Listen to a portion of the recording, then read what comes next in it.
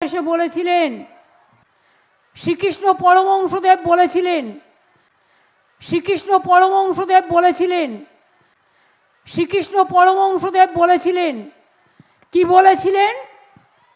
ধর্ম মানে ধারণ। ধর্ম মানে কি?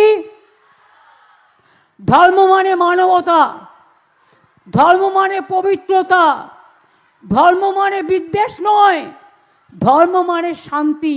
এটা বলেছিলেন শ্রীকৃষ্ণ পরমহংসদেব, যিনি গীতায় বাণী লিখেছিলেন, উপদেশ দিয়েছিলেন। শ্রীকৃষ্ণ পরমহংসদেব, যিনি গীতায় বাণী লিখেছিলেন, উপদেশ দিয়েছিলেন। শ্রীকৃষ্ণ পরমহংসদেব, যিনি গীতায় বাণী লিখেছিলেন, উপদেশ দিয়েছিলেন।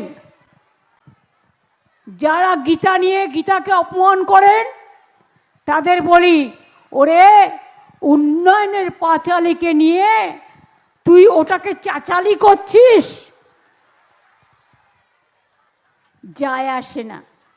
কোনোদিন পড়েছ পাঁচালী?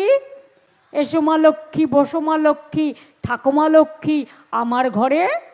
এসো মা লক্ষ্মী, বসো মা লক্ষ্মী, থাকো মা লক্ষ্মী আমার ঘরে।